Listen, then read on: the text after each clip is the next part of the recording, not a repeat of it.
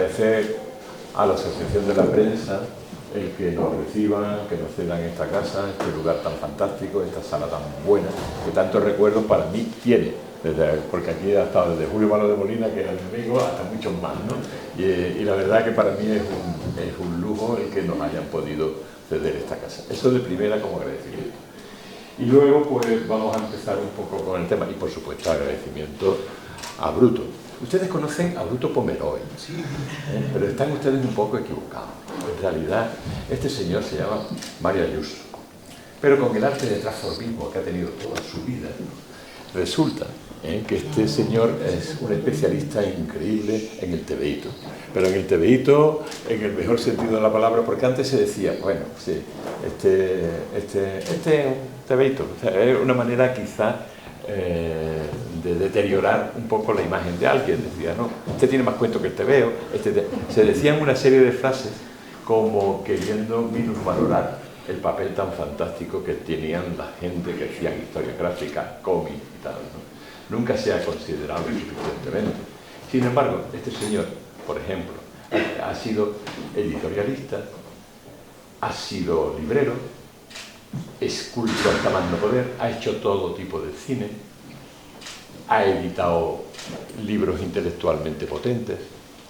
Recientemente le he visto un corto, lo tenía que citar, con Harry Callahan, en donde hace un maravilloso papel que seguramente verán pronto ustedes. Digo yo, ¿no? Que lo verán pronto. Harry Callahan está ahí. Y la verdad es que a mí me ha entusiasmado la manera que tiene. Pero yo entiendo muy bien que se haya cambiado el nombre, por ese arte de transformismo que ha tenido, porque yo creo que es que en realidad lo que está haciendo siempre es imitar a Mortadelo y Filemón. Por eso ha traído a Iván. O sea, ustedes lo ponen, aquí lo ven, lo ponen una pajarita o le ponen un pijama y queda perfecto, como una cárcel o como un señor grande de la o lo meten debajo de un puente. Y siempre va a dar, porque es una persona que yo casi lo considero como del actor estudio, ¿no? Bueno, ya eso me debe una copa por eso, me debe una copa por eso. Pero es un hombre de una capacidad para poder transformarse, y por eso yo creo que ha elegido hoy querer hablarnos de Ibáñez.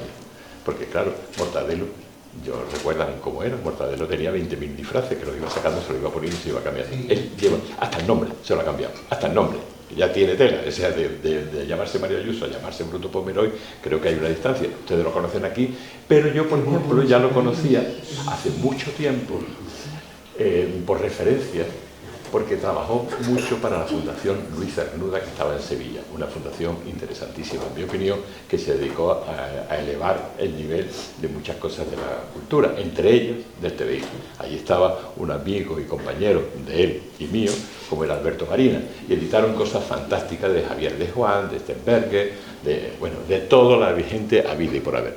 Pero como yo me figuro que de eso les va a hablar, entonces yo voy a limitarme a decir que él montó Art Comic, que es una cosa... Madrid Comic,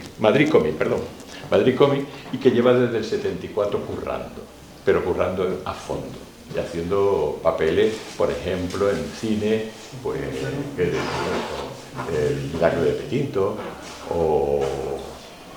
¿Cómo se llama la de Eloy de la Iglesia? La de Alex de la Iglesia. Alex de la Iglesia. Sí. ¿No te lo sabes tú? Muerto de risa, o sí, Plutón Verbenero, la serie televisiva de Alex de la Iglesia, o El Día de la Bestia. En un papel muy pequeñito. El día de la Bestia, por ejemplo. Pero fíjense que pasó del Día de la Bestia a estos que ha dicho, y luego fue El Comisario, una serie que hizo, se llamaba El Comisario. O sea, el arte de transformismo de este hombre no tiene lugar, o sea, no tiene parangón. Y por eso me parece que era interesante que ustedes lo conocieran, porque es un gran editor, un gran librero, un hombre de cine, y nos hace falta mucha gente así. Muchas gracias. Muchas gracias a ti.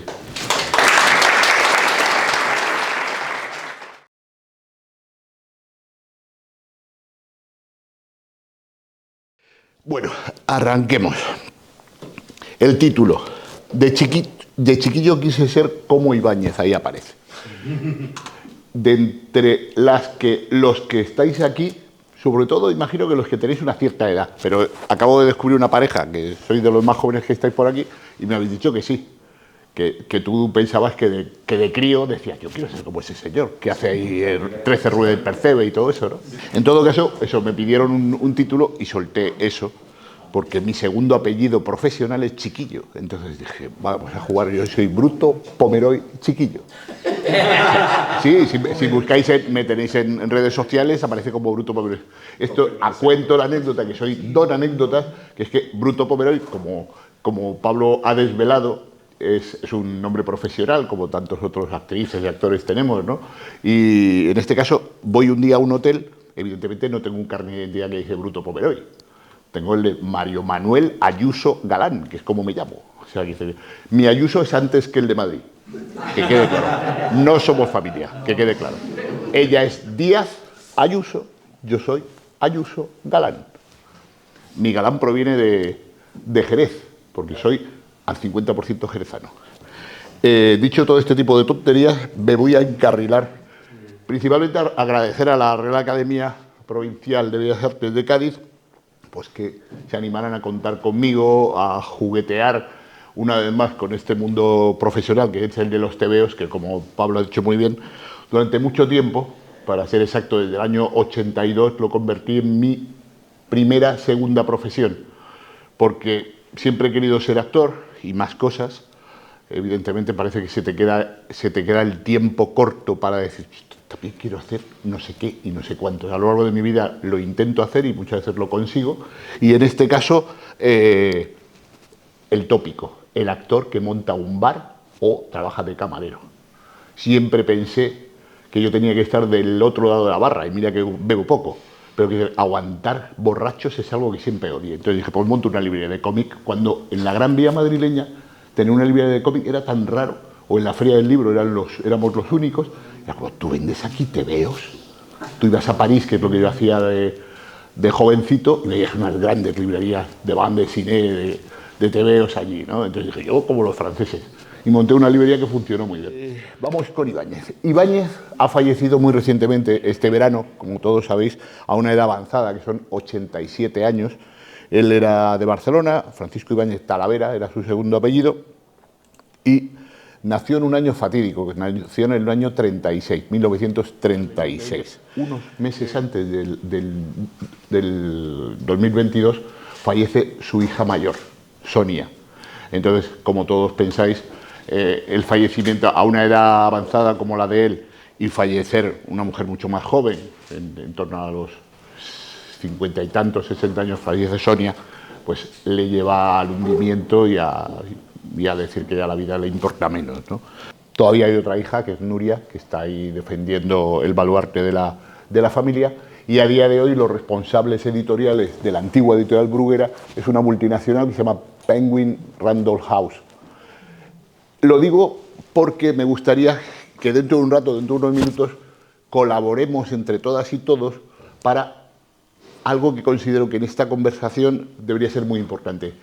¿Qué vamos o qué deberían hacer Penguin Random House con la herencia de Francisco Ibáñez? Luego toco ese tema.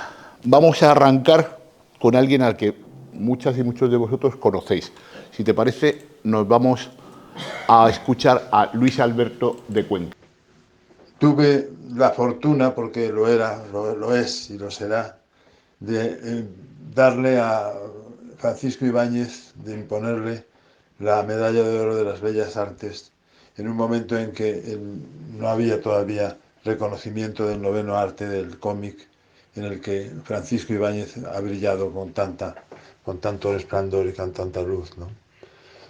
Se nos ha ido uno de los grandes de la cultura española, yo diría, de la cultura entera española del siglo XX, de parte del siglo XXI. Era un hombre encantador, maravilloso, adoraba a los niños, se llevaba muy bien con todo el mundo. Yo tuve la suerte de hacer una serie de bolos, llamémoslos, con él,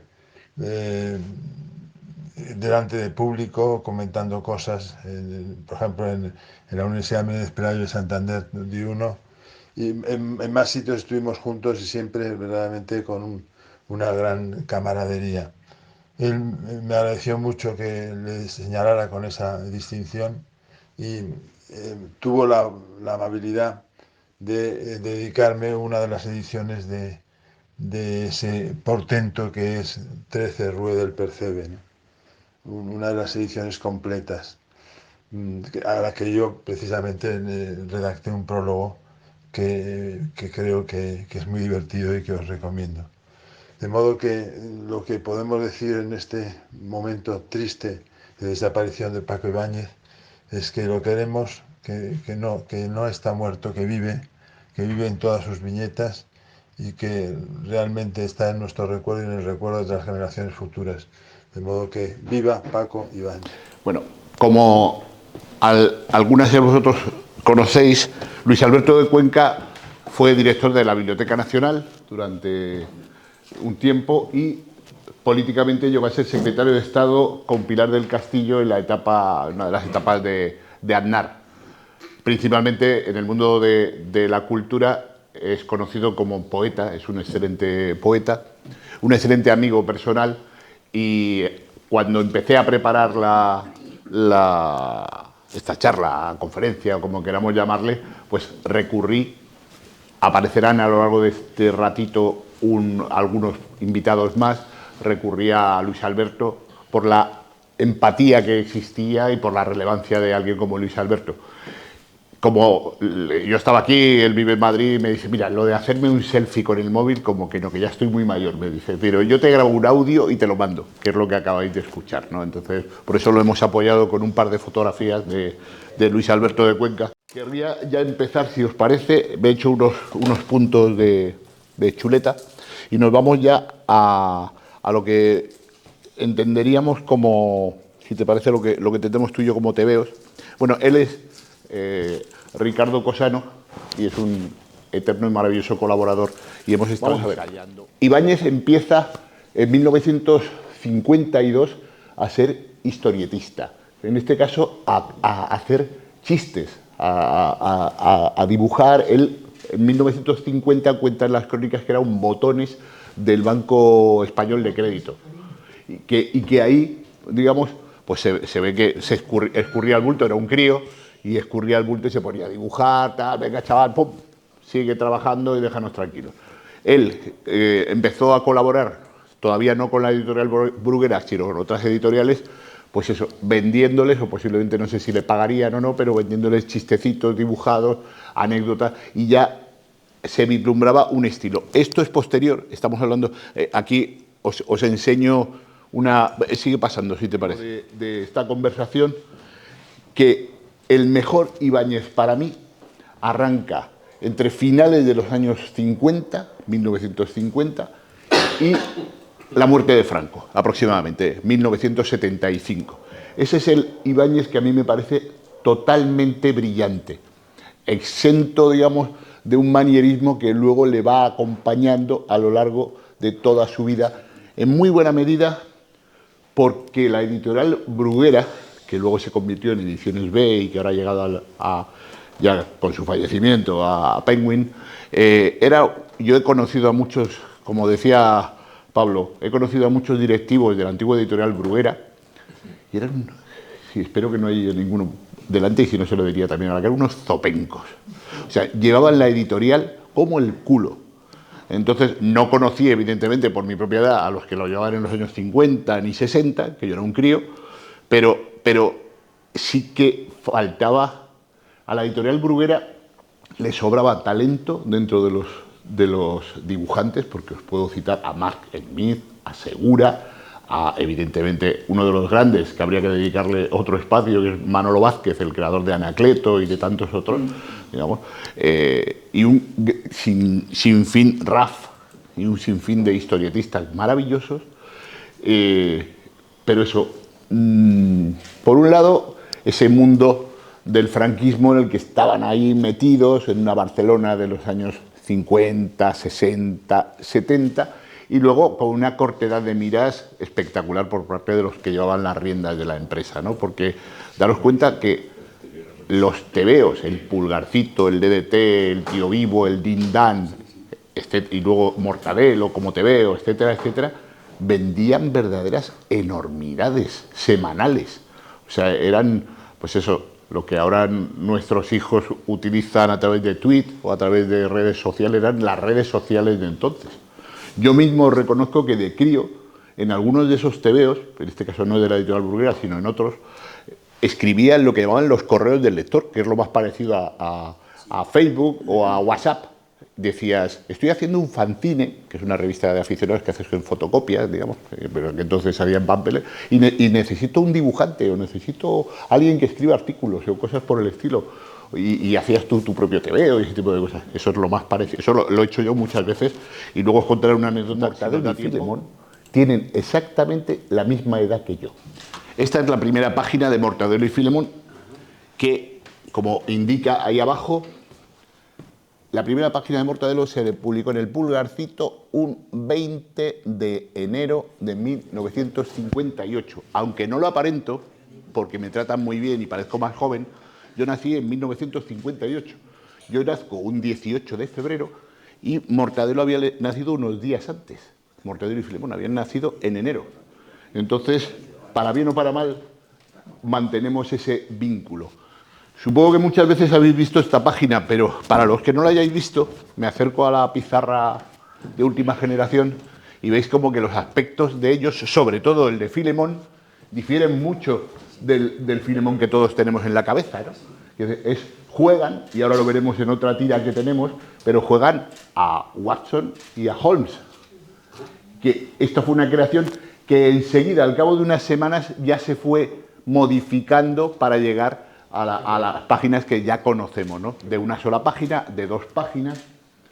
Entonces, pero ya, mira, esta es una tira donde les vemos aquí que ya han modificado un poco su apariencia y que hay un jueguecito con Watson y con Holmes en la tira. Es una tira que hemos extraído por ahí. Ve poniendo, si quieres, bueno, aquí aparecen en la portada, aparecen ese aire antiguo. Por ahí me he traído un álbum que os recomiendo, que lo busquéis por los mercadillos, que es este, el Ibáñez más clásico, donde aparecen verdaderas joyas. ¿Veis? Este es más o menos el que estamos viendo. Esto corresponde a la etapa de los años 60, donde yo os voy a... Esta oreja, que es como si fuera un 6 al revés, es definitoria. Cuando veáis un Ibáñez con ese tipo de dibujo muy conceptual, mucho menos manierista que el que conocemos a partir de los años 80, en mi opinión, es un trabajo muy de concepto, muy de solo está lo que necesita estar y no mucho más. Ahora seguiremos al respecto. Ahí nos quedamos. El sulfato atómico, publicado en 1969, recordaros, mayo del 68, 69, en una España con la dictadura de Franco muy presente todavía, pero ya se ha aventurado un cierto aperturismo. Aparece la editorial, saca pecho, lleva más de una década publicando Mortadelo y Filemón. Mortadelo ha tenido mucho éxito en esas dobles páginas, bitono, en algunos casos ya el color, y de pronto sacan un álbum a color. Este es el primero de una larga lista que ahora mismo, pues no sé ahora mismo cuántos son, pero más de 100 álbumes de Mortadelo y Filemón con historias largas de 30 y tantas, 48 páginas. El sulfato atómico es un trabajo muy delicado de Ibáñez, por eso os decía que en mi opinión hasta los años 70 Ibáñez trabajaba de una manera muy metódica sobre su trabajo. Una influencia que luego recabaremos en ella. La gran influencia de Ibáñez, la que él recibe como artista, la recibe de la escuela franco-belga de historietistas europeos. Ya sabéis que todo belga es susceptible de ser asumido por un francés. Quiero decir, esto es Francia. O sea, quiero decir, todo el mundo piensa, o mucha gente piensa, que Tintín es un personaje francés. No, es un personaje belga. Que Hergé era belga. Pero bueno, jugando, no quiero ofender a ningún francés que pueda haber en la sala, sino simplemente, bueno, pues todo el mundo el que puede, el chauvinismo dice, pues me lo quedo, porque como hablamos el mismo idioma, y el idioma es mío, no es de los belgas, pues ya está. A lo que voy. Hay un dibujante que os animo a consumir como agua de mayo, que es André Franquin. Se escribe Franquin. Andrés, sin la S, Franquin. Él es el gran inspirador de Ibáñez durante mucho tiempo. No tanto en las primeras etapas, por eso creo que es donde está el mejor Ibáñez, ese que hemos visto anteriormente. Si quieres podemos ir siguiendo. Este es otro de los álbumes que sale con posterioridad, pero de los primeros que sale a principios de los 70. Estas son portadas ya muy... Mira lo que costaba el TVO, 25 pesetas en el 74. Yo, si tenéis que consumir Ibáñez, que os animo a ello, principalmente consumamos ese Ibáñez que tenía mucha personalidad, que es ese Ibáñez de los 50, de los 60, donde su concepto, esto un homenaje que se le hizo hace unos años sacando un sello de Correos, ¿no? A partir de ahí, la influencia benéfica, por otra parte, de Franquín y de la escuela franco-belga. Franquín tiene varios personajes, pero Spirou y Fantasio son unos personajes que tienen una cierta similitud con, argumentalmente, me refiero, no gráficamente, argumentalmente, con Mortadelo y Filemón, y sobre todo un personaje que nos vamos a ir ahora, y ya me salto, que es el de Gastón, el Botones Sacarino. Que voy a sacar un trapillo sucio de Ibáñez, que no le resta ni un ápice de... Son las circunstancias, y ahora os contaré un poco mi teoría al respecto, ¿no? Esta es la primera página del Botones Sacarino.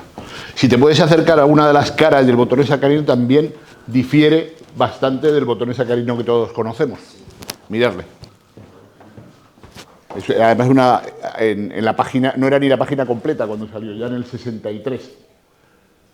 Juraría, y eso es algo que en esta escuela bruguera era muy habitual, y os animo a que veáis una película que, sin ser una película maravillosa, refleja mucho de lo que intento contar, que es El Gran Vázquez, de Óscar Aybar, una película, ahora os digo, me parece que se rueda en el 2013, pero ahora os digo la fecha.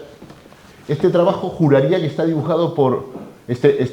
llevo mucho tiempo viendo, y este trabajo está dibujado por un amigo suyo, que es Manolo Vázquez.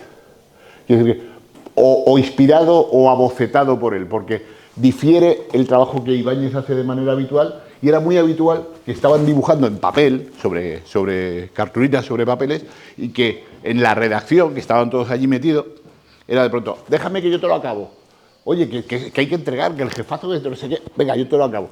Y hay muchas implicaciones de unos hacia otros que lo hace mucho más. Pero mira, este es el Botones Sacarino que todos conocemos. Si sigues pasando, más o menos, un poco más antiguo, de pronto descubrimos que Gastón Lagaf, en España se ha titulado como Tomás el Gafe, es un personaje que tenía ya unos cuantos años antes, así es como era inicialmente y así es como luego se desarrolló. La otra página, que es brillante, mirad, en muy buena medida, Gastón Lagaf es también el Botones de una redacción de la editorial que lo editaba allí, me parece que era de la editorial Spirou, y tiene, mirad, y ahí vemos otra vez tiene una relación visual muy, muy potente, pero además argumentalmente también pasan cosas muy parecidas de unos álbumes a otros. ¿Por qué? No intento quitar mérito, todos cometemos, y yo el primero, borrones en nuestra historia profesional. No soy el único, entre comillas, especialista en Ibáñez que achaca precisamente a esos zopencos de responsables de la editorial el hecho de una cierta presión sobre los dibujantes para decir, mira, en España estamos hablando del año 63 en adelante. En España estos tebeos no llegan. Yo soy de los pocos que ha viajado a París y que me he traído unos tebeos. Échale un vistazo. Mira qué bien dibuja este tío. Imítalo. Aquí podemos hacer un redactor. Dale un poco cometa a todo esto, ¿no? Ya sé que estoy elucubrando, pero creo que no estaría muy lejos de esa realidad. En ese sentido de verse involucrado en... De hecho, fue un personaje que luego, claro, cuando en España arrancan y empiezan a llegar, y de hecho se empiezan a editar los álbumes de Gastón Lagaf, pues claro, ya es como, onda, ¿qué está pasando aquí, no? Corramos un tupido velo, porque ahora vamos a escuchar a Manolo Solo, que en esa película de la que os hablo, en la película de Óscar Aybar, en El Gran Vázquez, interpretaba a Francisco Ibáñez. Entonces, Manolo, el del que os hablaba hace un ratito, nuestro hombre de Algeciras, nos ha mandado esta piecita.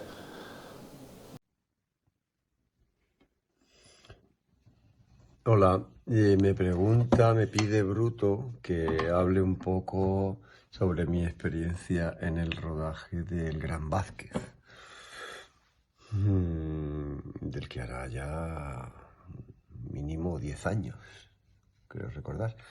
Pues nada, por resumir, fue una experiencia potente. Empezando por la calva falsa, tenía 2 horas de maquillaje solo por esa calva, esa calota, como se llama técnicamente. Me acuerdo de esas sesiones por la mañana al lado de Santiago Segura, de 2 horas. Bueno, yo tenía igual un poco menos y él tenía un poco más de 2 horas. Y que me reía mucho con sus ocurrencias.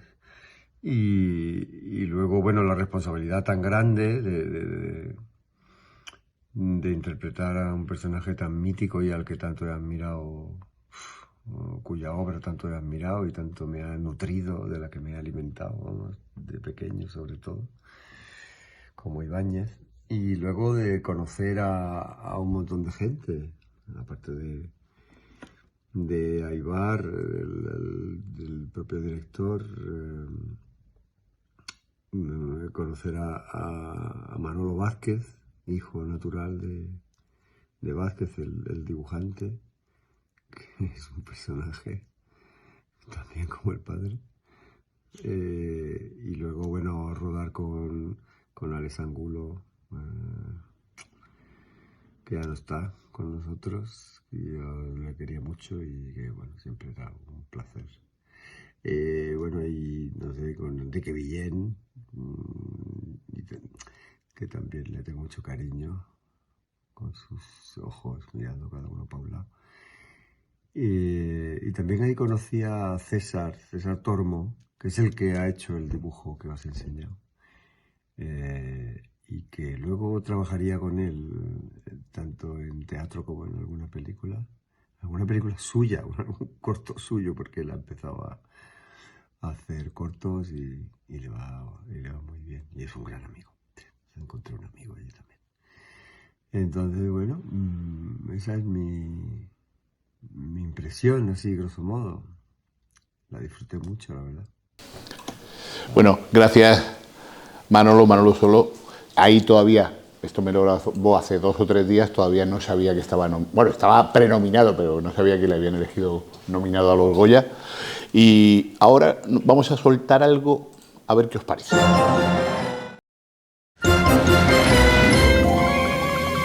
Hola. Hola, ¿qué tal? Hola, ¿cómo estás? ¿Se puede saber por qué saludas a la casera? Mira, 0 azúcares. ¿Y? No me negarás que no es saludable. Muy saludable. Pedazo de invento la casera. Ya sabemos el pedigrí de su perrito, joven. Ninguno. Bueno, es que no tengo abuela. Mi abuela jerezana falleció hace tiempo, entonces me parecía que estaba muy bonito que lo vierais. Sobre todo por no solo presentaros mi trabajo, que para mí fue una emoción. Cuando Fesser, esto lo dirigió Javier Fesser, fue una campaña publicitaria que duró 3 años y me encarga eso, que dentro de Rue 13 de Percebe yo interpreté al científico loco papá de Frankenstein. No me lo creía, yo le decía, Javier, yo por esto debería pagar, no es que me pagues por hacer esta publi. Viva la casera, pedazo de invento, lo que quieras. Porque además el set de rodaje, evidentemente no estaba la casa construida, pero sí estaban construidos, como hace la gente de Pendleton, que es la productora de Javier Fesser, estaba hecha con una delicadeza y cada habitación era realmente como la veis. Luego tiene mucha postproducción, en algunos casos, no sé si recordáis, había unos niños que eran cabezas de adultos con cuerpecitos de niños, todo eso ya es una postproducción excelente, ¿no? Pero era como...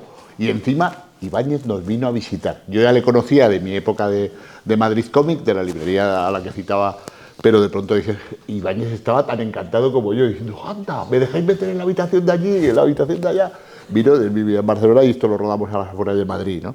Pero a lo que iba es que uno de los fenómenos que, sobre todo en las 2 últimas décadas, o en la última década principalmente, entre las 2 décadas últimas, engrandece y le da un nuevo aire al formato de Ibáñez es precisamente los largometrajes, en muy buena manera conducidos o impulsados por Javier Fesser.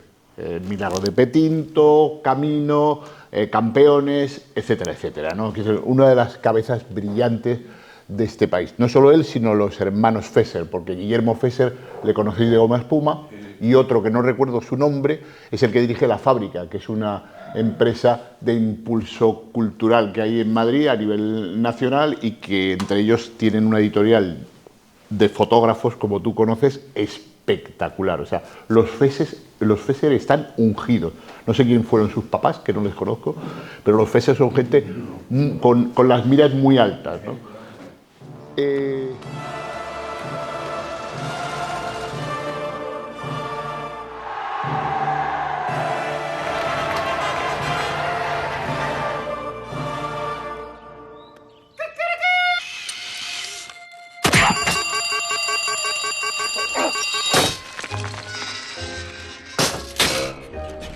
Qué mal rollo, ¿no?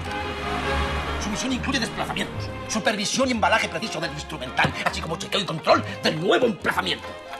¿Por qué se usa el super y nosotros agentes secretos? Es que si no, parecería que nos está encargando una mudanza de mierda. Ya está. Estoy disponible. No me extraña, hijo, con este caretón. Señor, por favor. ¿Le puede coger la pelotita que se va con la por la tapia? Y ya de paso voy a proclamar la Cuarta Guerra Mundial. Será la tercera, ¿no? Si es solo por acojonar, hombre. ¡Que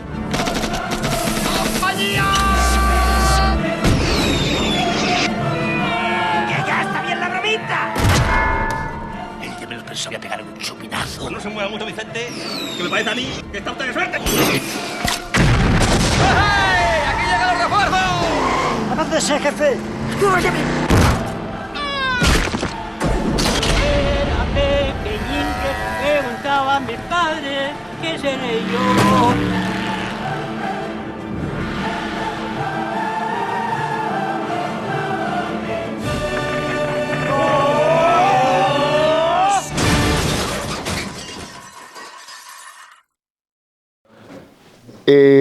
La gran aventura de Mortadelo y Filemón se estrenó en el 2003, el primer largometraje, donde de pronto nos encontramos, y Ricardo nos va a sorprender, con el vídeo de Filemón.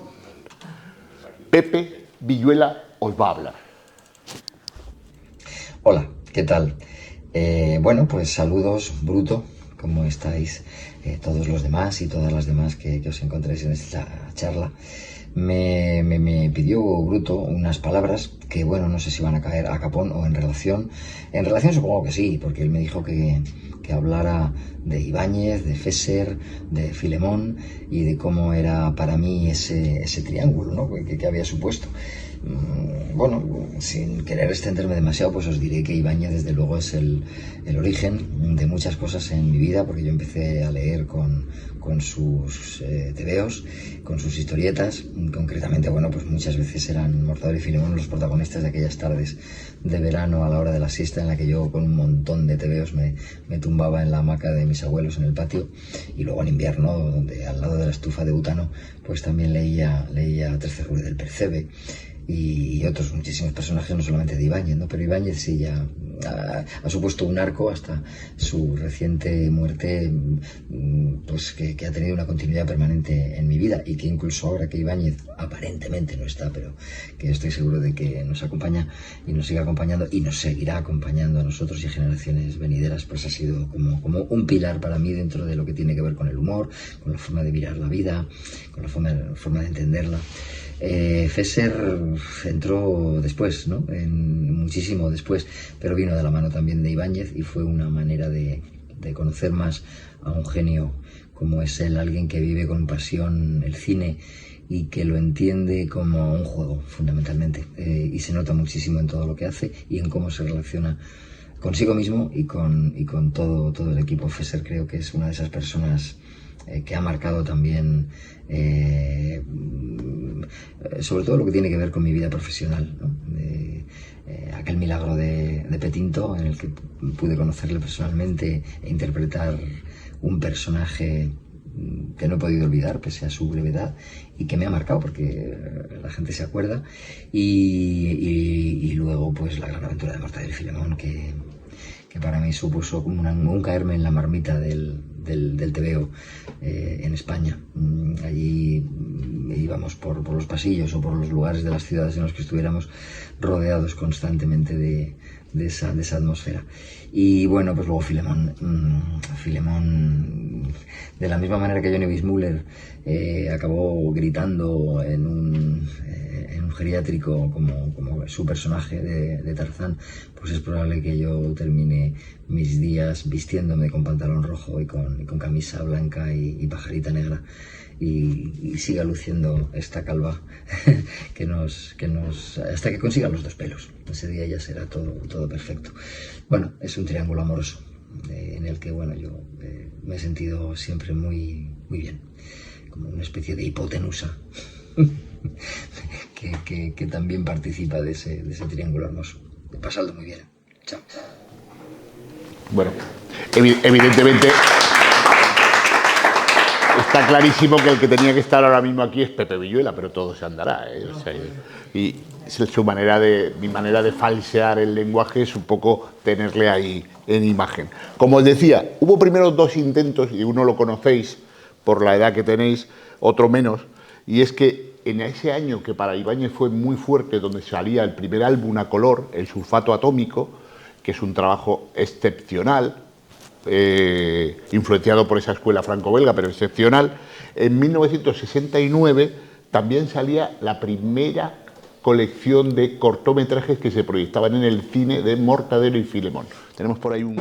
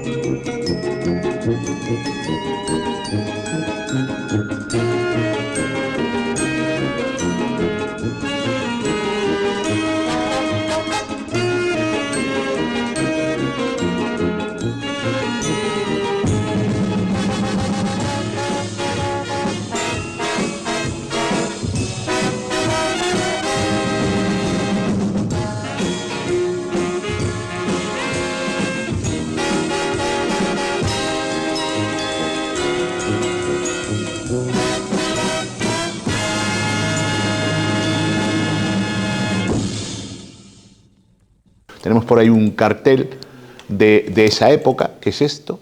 Entonces, que se agruparon en lo que se llamó el primer festival, se agruparon 8 cortometrajes que se habían hecho y que se ponían un poco como el nodo, se ponían antes del largometraje, se ponían en los cines, ¿no?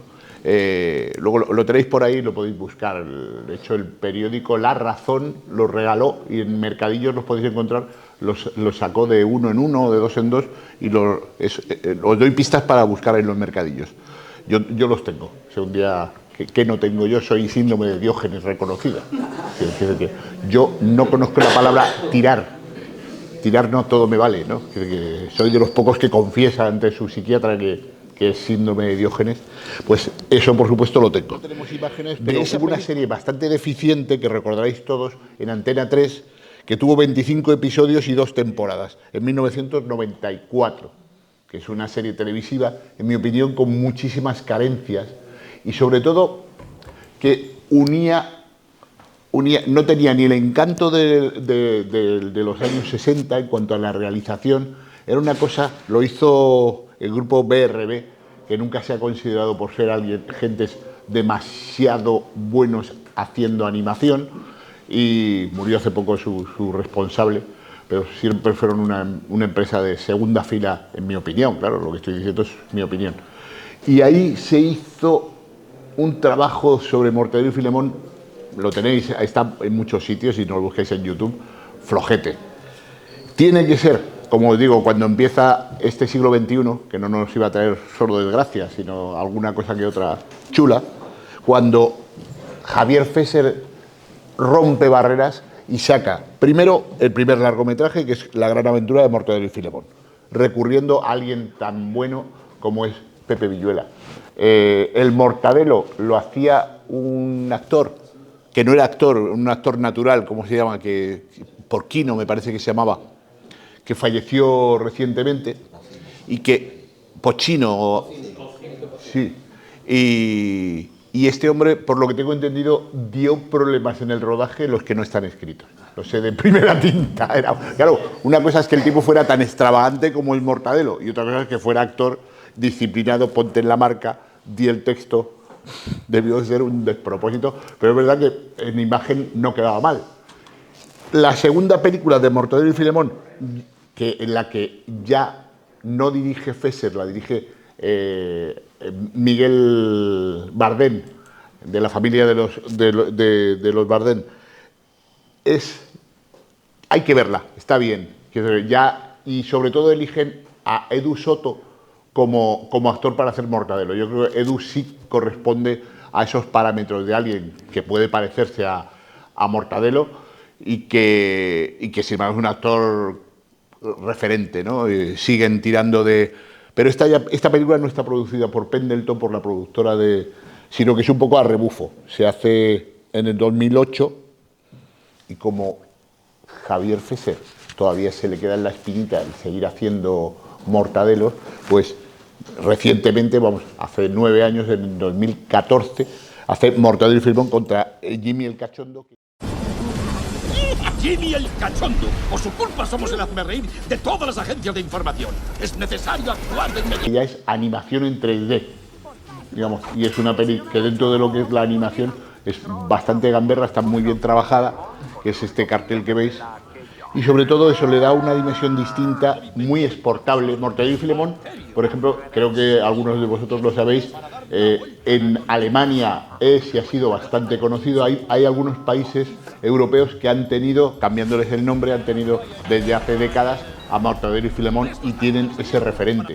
No en todos, no es como Tintín o como Asterix, pero precisamente por la torpeza de los editores, que recalco que era mucha, digamos, pero ha podido ir llegando. Y esa campaña publicitaria en la que me veíais a mí interpretando uno de los múltiples personajes que aparecía, que se hizo en el 2010, aprovechando el rebufo, no sé si recordáis que la película, el primer largometraje, El milagro de Petinto, de Javier Fesser, tiene a una pareja de personajes que les encanta la gaseosa y dicen, pedazo invento la gaseosa, y juegan, pa, pa, pa. Yo creo que ahí, no sé quién vendió a quién, pero o Fesser se lo vendió a los de la casera, o los de la casera tuvieron una idea buena y dijeron, oye, vamos a aprovechar esto. Y la verdad es que se hizo una campaña publicitaria, la primera sin Arguiñano, la segunda con Arguiñano, recuerdo que yo estaba en las dos, y en la segunda o tercera temporada se incorporó al cocinero, a Carlos Arguiñano, pues para darle más, yo qué sé, bueno, cosas de los publicitarios, ¿no?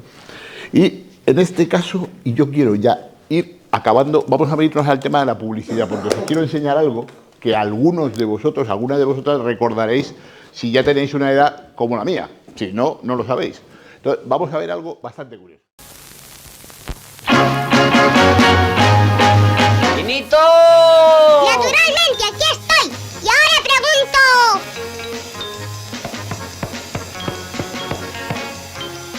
¿quién de ustedes no toma aquí en San Clemente? ¡Ah! ¡Ya veo! Hay más de uno y de dos. Bueno, no voy a ponerme a contar. Permítanme que les dé una conferencia cortita sobre Quina San Clemente. Este excelente vino quinado es muy bueno para niños y mayores y da unas ganas de comer, he dicho. Y con 6 cápsulas de Quina San Clemente que usted me envía aquí, recibirá enseguida este precioso, excepcional, único muñeco que representa Quinito, célebre artista de la tele y actor consumado. Gracias a Quina San Clemente. Vete a la página. Ahí nos quedamos. Esto también está dibujado por Ibáñez. Esto también corresponde a la etapa de los años 60, finales de los 60. Y este personaje que es Don Pedrito, y que está como nunca, y que la cancioncilla decía fundador, o sea, porque es está como nunca. O sea, quiere decir que en los tebeos netamente infantiles se anunciaba una bebida con un nivel etílico fuertísimo, como es. Todavía existe, si no me equivoco. Los que beben coñac sabrán si el fundador todavía está o ya lo han retirado, ¿no? Pero que en este caso... Y el personaje, se hicieron muñecos. Ese ya no es el muñeco... ¿No veis? El muñeco está hecho polvo, pero regalaba muñequitos y se lo regalaban a los niños. Y por si fuera poco, nos vamos a Quinito. Mira, esto a ver si lo puedes ampliar un poco. Quina San Clemente. Y da unas ganas de comer, decía el anuncio publicitario. Entonces, claro, yo he tomado Quina San Clemente, así me veis, ni crecí ni nada. Me cogía unos peos, mis papás me meterían en la cama directamente, se ha tomado, porque decían que daban de ganas de comer, que fortalecían el ánimo con un nivel, no sé cuántos grados tendría de alcohol, pero vamos, pues esto también lo dibujaba Ibáñez. De hecho había tebeos, pero no he encontrado hoy páginas y sí he encontrado eso. Y por ejemplo, cuando hablamos, ¿os acordáis del médico de familia que utilizaban la publicidad de una manera muy evidente? Estaban aquí hablando Emilio Aragón y aquí estaba la leche Brick, aquí con la marca que se viera bien. Esto ya existía también en los años 60, donde es la familia Trapisonda, que son unos tebeos de Ibáñez maravillosos que os recomiendo, muy de la familia de los 60, aparecía subliminalmente ahí Colacao y el bote de Colacao, ¿no? Quería hacer una alusión a que en los tebeos netamente infantiles el Colacao vale, pero que te lo colocaron ahí. Mira, esto, Tulicrep, ¿no veis? Ya estáis rebuscando en el pasado de vuestras conciencias. Esto es muy posterior ya, porque se ve que el dibujo es muy deficiente. ¿Veis? Una página publicitaria. Y yo ahora, mirad, llevamos como 3 cuartitos de hora escasos hablando. Me voy a quedar calladito, porque yo lo que os quiero plantear es una duda, una pregunta que arbitraba hace un ratito, que en realidad es lo que más me interesa a mí. Y es, ¿y ahora qué? Ibáñez se nos fue en verano, este verano pasado. ¿Qué va a hacer la editorial? Pero nosotros podemos elucubrar, como estamos aquí un grupo de chalaos que nos gusta Ibáñez, podemos elucubrar qué tendría que pasar a partir de ahora con los personajes de Ibáñez, con la herencia que Ibáñez nos dejó desde principios de los 50 hasta nuestros días. Y ahí hay trabajos maravillosos que están escondidos. Daros cuenta que se me pasan muchas etapas de Ibáñez. No hay tiempo ni quería abrumaros con ello, ¿no? Porque han sido muchas décadas de la mano de Ibáñez. Pero la editorial Bruguera, una de las cosas que hacía, no solo la editorial Bruguera, pero principalmente era la que más tebeos editaba durante décadas, era quedarse con los originales de los artistas. Pero no solo quedarse, o destruirlos o regalarlos por ahí. De tal manera que hay un mercado negro de páginas y menos mal, las que no estén destruidas, a duras penas el mercado negro, si ha caído en manos de un coleccionista, pues bueno, que a lo mejor alguna vez lo podemos rescatar y lo podemos volver a editar, pero las reediciones hay que hacerlas de ejemplares de tebeo en buenas condiciones, con un nivel de reproducción discutible. Pero os voy a poner varios ejemplos. Como sabéis, Goscinny y Uderzo son los creadores de Asterix. Goscinny, que era el gran guionista, murió hace décadas, pero Uderzo ha fallecido recientemente, ¿no? Entonces, ¿qué ha hecho la editorial Dargo? La editorial Dargo ha destinado su esfuerzo. Daros cuenta que en el mercado centroeuropeo principalmente, estos personajes de cómic venden millones cada vez que sale un nuevo álbum, millones de ejemplares. O sea, el papel en ese segmento, y estoy en la Asociación de la Prensa, que es donde el papel ya no se vende, pero todavía hay un segmento de compradores de Asterix, por ejemplo, como hay un segmento evidente de compradores de Mortadelo y Filemón y de otros productos de Ibáñez. Pero en el caso de Dargo, la editorial de Asterix, ¿qué ha hecho? Destinar a dibujantes y a guionistas, no olvidemos nunca de los guionistas, porque muchísimos cómics en general han pegado un pelotazo hacia abajo porque el guión se lo hacía el mismo dibujante y tú dibujas muy bien, tío, pero a lo mejor no guionizas nada bien, que suele pasar mucho. Dibujante y guionista, y ya llevan años sacándonos entre 1 y 2 álbumes al año y haciendo productos paralelos de líneas, no de no de... no. Entonces, que hacen que el producto vaya manteniendo un nivel. De hecho, los últimos álbumes de Asterix, solo con Uderzo como guionista, eran bastante deficientes. Y ahora hay guionista y dibujante, o sea que no todo es malo. En el caso de Tintín hay un problema entre comillas. Muerto Hergé, los álbumes de Tintín se paralizan. No sale nada nuevo que no sean los piratas. Hay, como en el caso de Sherlock Holmes, hay apócrifos por doquier. Y en el caso de Tintín, si tú te mueves por mercadillos de ocasión de Bélgica, de Holanda, hasta de España en algunos casos, hay Tintín en Barcelona, pero eso están editados así como bajo cuerda, los tienes que comprar, están mal impresos. O sea, es un poco entre los derechos de propiedad y la creatividad, ¿no? Pero la viuda de Hergé, que todavía vive, férreamente conserva el baluarte de mientras yo viva no habrá más Tintines oficiales. Supongo que los editores se están tirando de los pelos y que posiblemente con el fallecimiento de la viuda de Hergé veamos dentro de unos años nuevos álbumes de Tintín.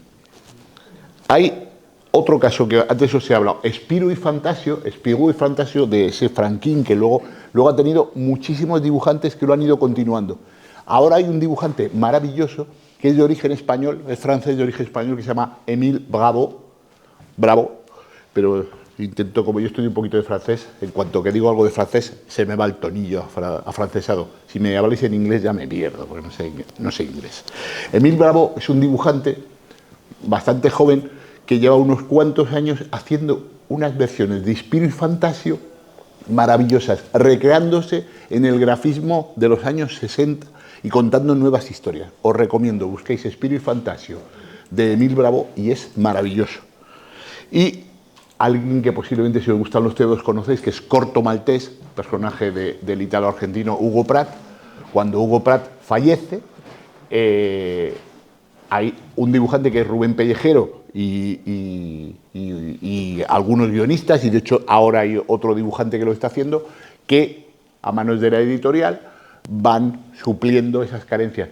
Nunca va a ser igual, no, va a ser distinto. Depende de el que tiene, como todo en la vida, ¿quién tiene los derechos?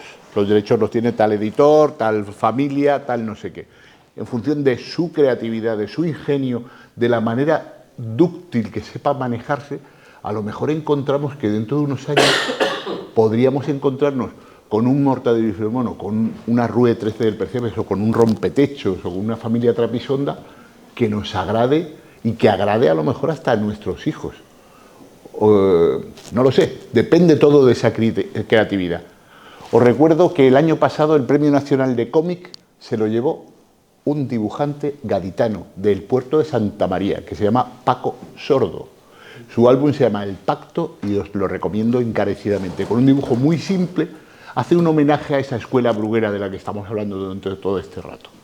Entonces, ¿por qué no decirle a Paco Sordo: Paco, tío, ahí tienes no sé cuánta pasta, haznos una versión de Mortadelo y Filemón, o de Pepe Gotera y Otilio, o del Botón Sacarino, o de lo que se te ocurra? Por ejemplo, esa sería, en mi opinión, un buen ritmo. Alguien tiene algo que aportar a este mundo, me refiero a ¿qué hacemos? Ibáñez ha fallecido. Como habéis podido comprobar, he obviado de los años, digamos, de finales de los años 70 para acá, el trabajo que realizó Ibáñez, en la opinión de Bruto Pomeroy, es ya pan de lo mismo.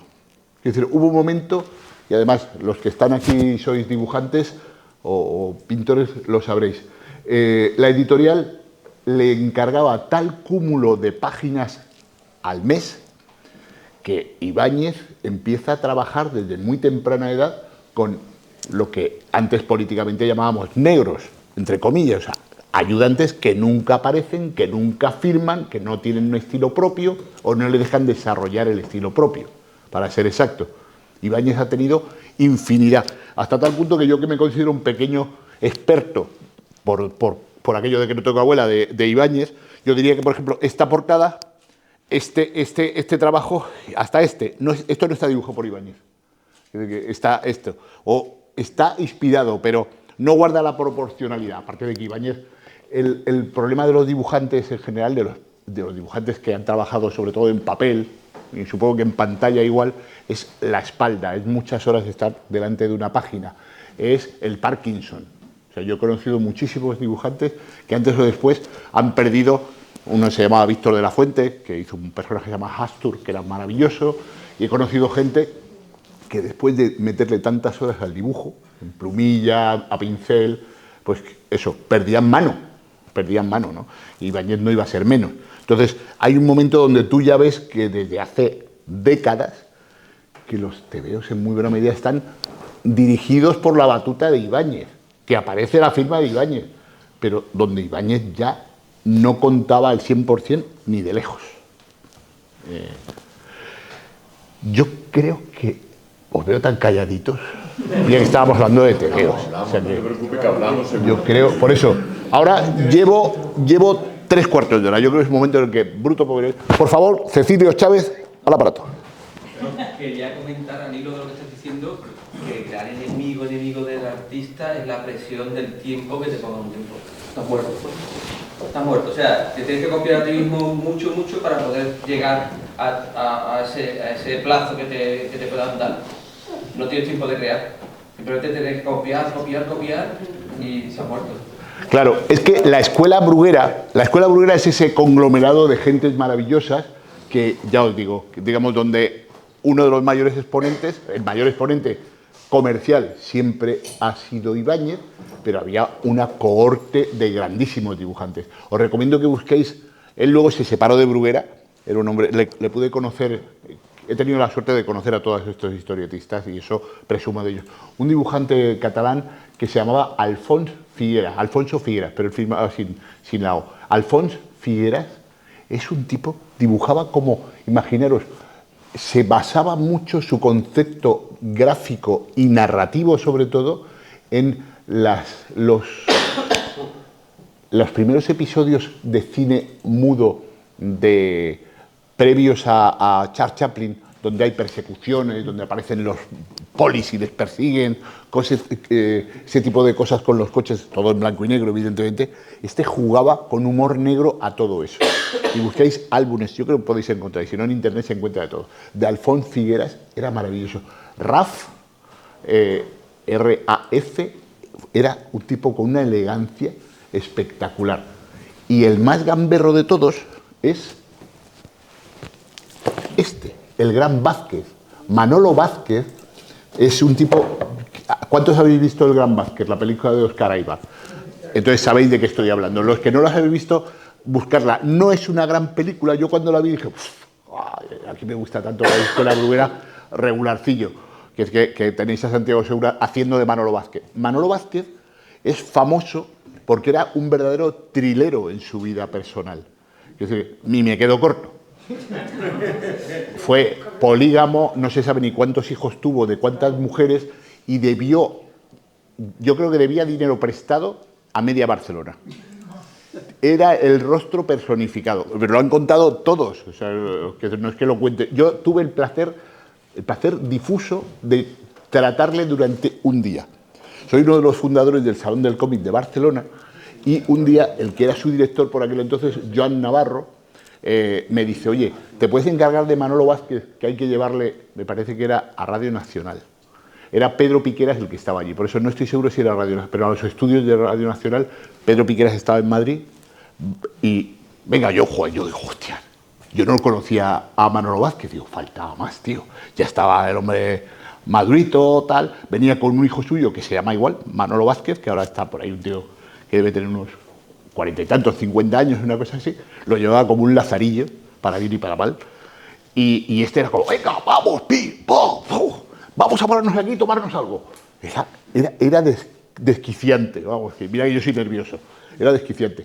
Le llevo a la radio, es que creo que era Radio Nacional, conectamos con Pedro Piqueras, nos meten en la pecera para que hablemos, y dice, eso en directo. ¡Me estoy aburriendo! ¡Me estáis tocando las pelotas! En antena, antes de entrar, creo que eso no lo pillaron los oyentes, ¿no? Pero antes de entrar en directo. Manolo, tío, que nos va a entrevistar Pedro Piqueras. Yo era el albacea de toda aquella historia, ¿no? El delegado de la dirección del Salón del Cómic, para además que no quedáramos la gente del mundo del TVO como unos gamberros, que ya bastante era la cosa. Y esto, nada, ¿sabes lo que te digo? Que tienes cara de guardia civil. El guardia civil era yo. Eso era. Te estoy viendo una cara de guardia civil que no puedes con ella, tío, no puedo estar contigo. Pero todo era una especie de mezcla entre... Parecía que el tío se reía de sí mismo de lo que decía, pero estábamos allí delante de GT y no nos conocía para nada. Los de la radio estaban alucinando, los que estaban allí. Y Pedro Piqueras entra. Entonces a este le da, estábamos sentados así en hilera, como Ricardo, yo y otra persona que había venido con nosotros, y decía, ¡échate para allá! Así, pero... Y nos empujaba a todos hacia una pared. Las peceras de los estudios suelen ser pequeñas, entonces era como... Que está Pedro Piqueras preguntándote, tío.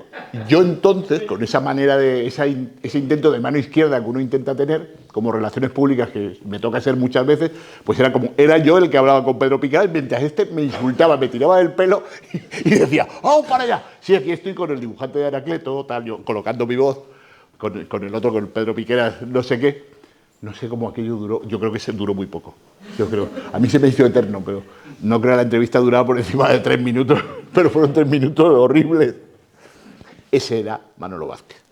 Pero era un dibujante genial.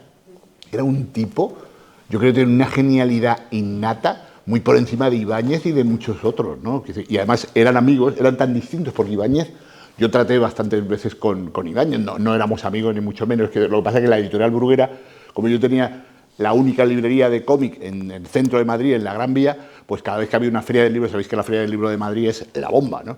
Pues yo era la única caseta que solo tenía TVOs. Entonces que me llamaban los jefazos, oye, que te mandamos a Ibáñez este año también para que firme ejemplares y me lo cuidas y nosotros te pagamos las comidas y te lo llevas por ahí, no sé qué. Ibáñez era un hombre prudente, comedido, tranquilo, tímido. Y el otro era explosivo Río Tinto, vamos. Entonces, pero la creatividad estaba en ambos, ¿no? Cada uno como los que estamos aquí, pues cada uno somos de nuestro padre y de nuestra madre, ¿no? Ibáñez no tenía guionistas. Quiero decir, no hay guionistas reconocidos. Es una de las grandes lacras de Ibáñez. De Ibáñez y de tantos otros dibujantes de cómic, sobre todo español.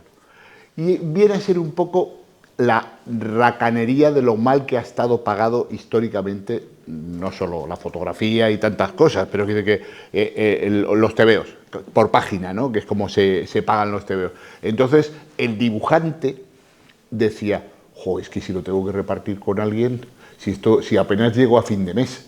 Te voy a poner 2 ejemplos. Tú me decías antes que tienes una colección que te envidiamos del TVO. O sea, antes de la editorial Bruguera, en Barcelona, la familia Buigas sacó es de principio del siglo XX. El TVO que da nombre a lo que estamos hablando ahora mismo, ¿no? Por extensión, como la aspirina, que es lo que hablábamos antes, por extensión. Entonces, en el TVO había muchísimos grandes dibujantes, pero uno al que tuve el placer de conocer, que lo considero sin duda uno de los grandísimos dibujantes de Europa, se llamaba Coll, C-O-L-L, como el humorista, pero creo que no tenía nada que ver, es un apellido catalán bastante común, ¿no? Coll era hacía unos personajes muy alargados, muy estilizados, generalmente no había texto, sino que el guión estaba implícito en la narración de la página o de las 2 páginas, era maravilloso. Ese hombre, os voy a contar brevemente, ese hombre, después de estar años dibujando yo cada vez que veo una página suya me estremezco, está muy mal editado en nuestro país, de qué sutileza cuando dibujaba en los años 40, 50, 60, en un momento determinado, hacia los años 60, deja de dibujar y se mete a albañil, con todo el respeto del albañil, porque ganaba más como albañil que como dibujante de TVOs. Esa es la historia de nuestro país, es esa dolorosa historia. Hay un dibujante, en este caso de la familia, los que sabéis de pintura, sabéis que hay una familia valenciana, de origen valenciano, que se apellidan Segrelles. De hecho, orientalistas, gente entre el siglo XIX y el siglo XX, pues Vicente Segrelles es familia, es un dibujante de cómic que ya falleció más o menos recientemente, que tenía un arte heredado de su familia donde hacía unas páginas, yo he visto las páginas de Segrillos, eran en papel gigante, digo ahora recalco en papel porque todo era de pantalla, muy grandes, a color, muy bien trabajadas, dentro de un dibujo realista, que yo suelo huir del dibujo realista, pero hubo un momento que la editorial catalana Norma Editorial editaba todos sus álbumes, se llamaban El Mercenario. El Mercenario tenía un look brutal, aunque no te gustara el realismo, un poco, digamos, pues dices, joder, pues, El Mercenario. Estaba dentro de los tópicos. La chica semidesnuda que se le agarra la pierna, ese tipo de estupideces. ¿Y qué le pasaba a este hombre? Que no tenía una puñetera idea buena. Y el tío decía, yo me escribo mis guiones. Salió primero El Mercenario, luego El Mercenario 2, esto como Rocky, luego El Mercenario 3. Y todos te contaban lo mismo. Porque el hombre se negaba, me lo decía el editor, Rafa Martínez fue el editor de la editorial y me decía, joder, si se dejara meter un guionista, digo, págale más, tío, hazle ver, es verdad, porque esos álbumes se han vendido en toda Europa en un momento, pero fue algo efímero, duró unos años, porque la gente se aburrió de que el Mercenario 10 era como el Mercenario 1, con ligeras variaciones, porque no quería repartir el pastel económico, que era poco. Y eso es algo muy extendido. Bueno, el mundo es como el cine también. Lo que pasa es que el mundo del cómic, como a diferencia del mundo del cine, por ejemplo, en términos generales, a nivel de industria, siempre ha sido una industria pequeña. Entonces, claro, el reparto es como, o sea, vamos a lo... Por eso espero contestar a tu pregunta en ese sentido, ¿no? Venga, ahí estamos. Te iba a comentar que, aparte de la medalla de Bellas Artes que te dieron ahí, que me firmó en Sí. ese momento, a raíz de lo que has comentado, de todo lo que has hablado, quería comentarte, estos dibujos que tiene Ibáñez y demás, tienen unos derechos Claro. a determinados, y cualquier dibujante que no podría volver a reproducirlos en su momento. Yo aquí no lo sé. yo sé que en esta sala hay abogados, pero no voy a citarles. Quiero decir, yo creo que a día de hoy los derechos serán de la editorial, que ahora mismo es la Penguin, esta que os digo, la de Pingüinitos. Pero Penguin en Random. determinado tiempo esos derechos caducan. Hombre, esto es como todo, sí, como la Coca-Cola. Quiero decir que se llama Coke y este tipo de cosas, pero no te puedo decir, ojalá. Yo sí os animo a que entréis en redes sociales.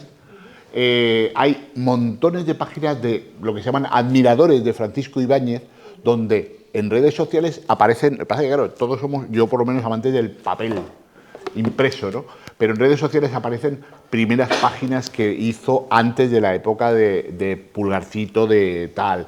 Gente que te cuenta pormenorizadamente la vida y milagros. O sea, yo para prepararme esto me he leído muchas cosas que luego he ido soltando porque soy bastante disperso y porque me parecía que era mejor como hacer como pildoritas, ¿no? Pero que si os apasiona la figura de Francisco Ibáñez, en internet hay montones de gente. Mira, hay un museo del cómic a las afueras de Barcelona que se ha fundado hace unos 3 o 4 años, que lo lleva un amigo mío, un conocido mío, y ellos conservan páginas y hacen frecuentes homenajes a Ibáñez, o sea que hay un universo. Yo quería plantear esa última pregunta como ¿qué coño va a pasar ahora mismo con la obra de Ibáñez? Porque hay tanto por rescatar, Por un lado, rescatar, o sea, hay muchas cosas que no han vuelto a la luz, de las que yo os he enseñado, que se editaron en el Pulgarcito 500 no sé qué, en el año 64, ¿dónde están? Me gustaría verlas.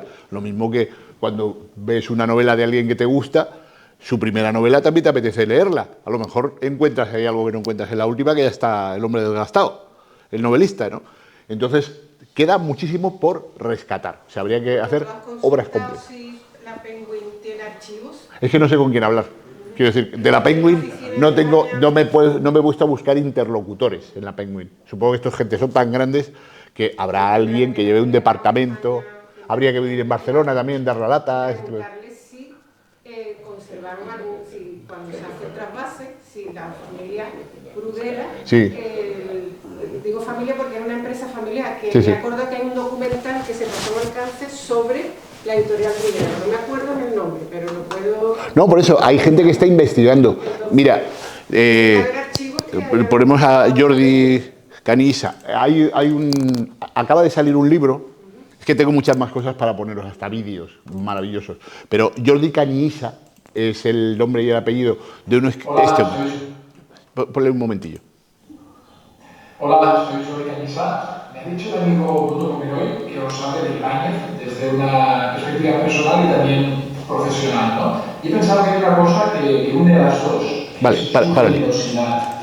La generosidad Este hombre acaba de sacar un libro de investigación sobre la obra de Ibáñez. De hecho, él fue uno de los últimos que le entrevistó, porque no estaba evidentemente la muerte de Ibáñez no estaba prevista, y entonces la editorial Penguin había pensado, vamos a sacar un libro sobre Ibáñez, y es un libro que está bastante bien. Os recomiendo que crucéis a la librería más cercana y os lo compréis, porque es un libro chulo.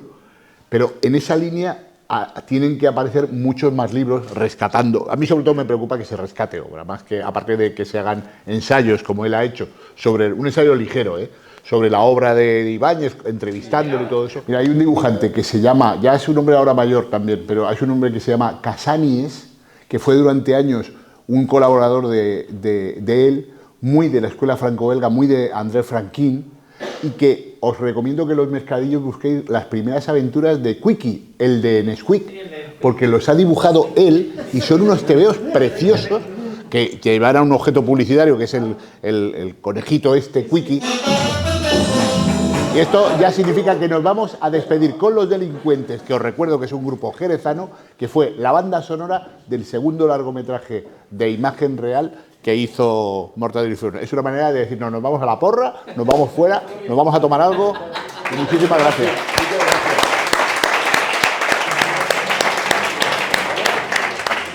Venga, vamos con ellos.